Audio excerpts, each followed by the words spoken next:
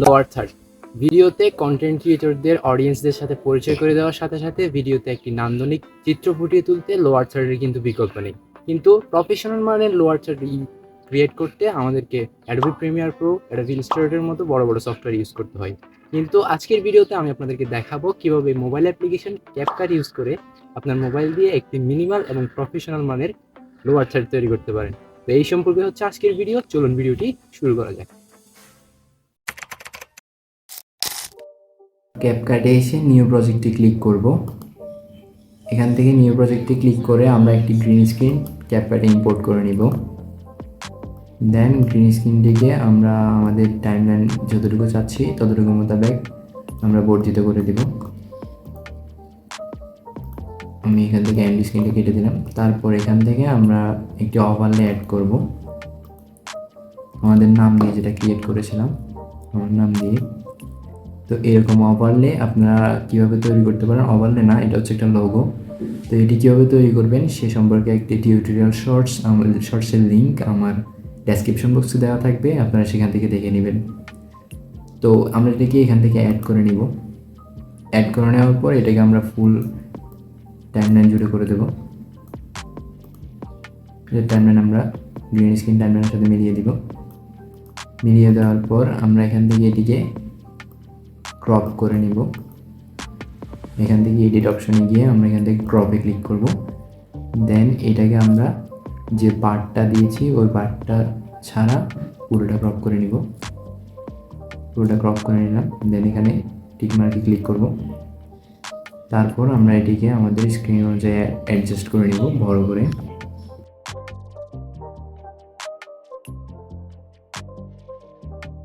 এখানে আমি অ্যাডজাস্ট করে নিলাম। তারপর এদিকে আমরা এ পর্যন্ত রেখে দিব। দেন আমরা আরও একটি গ্রিন স্ক্রিন এখানে অ্যাড করব। এখান থেকে আমি গ্রিন স্ক্রিনটি অ্যাড করছি। তো গ্রিন স্ক্রিন অ্যাড করার পর এটিকেও আমরা ফুল স্ক্রিন করে দেব, ফুল টাইমলাইন করে দেব, ফুল টাইমলাইন এখানে আমি করে দিলাম। দেন এটিকে আমরা টাইমলাইনের শুরুতে এসে এটিকে আমাদের টেক্সটের পাশ অনুযায়ী অ্যাডজাস্ট করে নিব। তারপর এখান থেকে আমরা 2.5-এ যাব। 2.5 সেকেন্ডে গিয়ে এখানে একটা কি ফ্রেম অ্যাড করব। তারপর এখান থেকে আমরা 5.5 সেকেন্ডে গিয়ে আরও একটি কি ফ্রেম অ্যাড করব। তারপর আমরা গ্রিন স্ক্রিনটিকে ডার্ক করে পাশের দিকে নিয়ে যাব, এইটুকু। তারপর এখন আমরা যদি ভিডিওটি প্লে করি তাহলে ঠিক এরকম দেখাবে।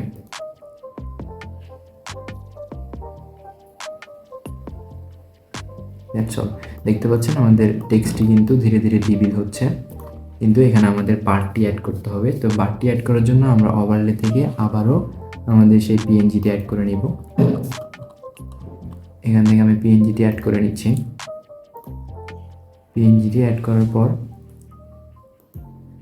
আমরা এটিকেও ক্রপ করে নিব। এখান থেকে আমরা ক্রপ অপশনে চলে যাব, এডিট অপশনে গিয়ে ক্রপ অপশনে চলে যাব। দেন এবার শুধু আমরা টেক্সটটি বাদ দিয়ে শুধু বারটিকে ক্রপ করে নিব। তো এখান থেকে বারটিকে ক্রপ করে নিয়ে আমরা এখানে টিক মার্কে ক্লিক করব। দেন আমরা বারটিকে ফুল টাইমলাইন জুড়ে অ্যাড করে দেব, টাইমলাইন ফুল করে দেব। তারপর আমরা এখানে যে বারটি অ্যাড করলাম সেখানে শুরুতে একটি কি ফ্রেম অ্যাড করব।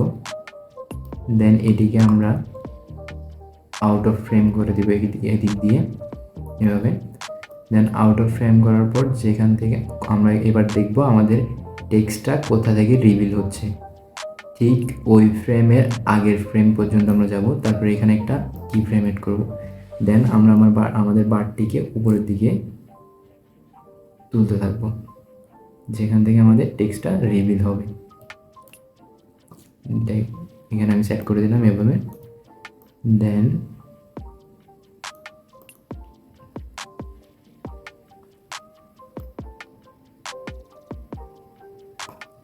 এটি এখানে দিয়ে দিলাম। এরপর আমরা ডার্ক করে চলে যাব কখন আমাদের টেক্সটটা সম্পূর্ণ রিভিল হয়ে যাচ্ছে এটি দেখব। তো এই ফ্রেমে আমাদের টেক্সটটা সম্পূর্ণ রিভিল হয়ে যাচ্ছে। আমরা এখানে একটি কি ফ্রেম অ্যাড করব। তারপর আমাদের যে বারটি রয়েছে এটিকে আমরা সম্পূর্ণ টেক্সটের উপর দিয়ে ড্র্যাগ করে নিয়ে যাব। এখানে আমরা ছেড়ে দিব। তারপর ফুল ভিডিও প্লে করলে আমরা দেখতে পাবো এভাবে আমাদের টেক্সটটি রিভিল হচ্ছে।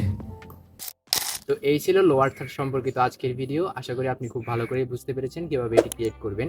কোনো কিছু যদি বুঝতে অসুবিধা হয় অবশ্যই কমেন্টে জানাবেন, আমি আপনার প্রবলেম সলভ করে দেওয়ার চেষ্টা করব। ধন্যবাদ।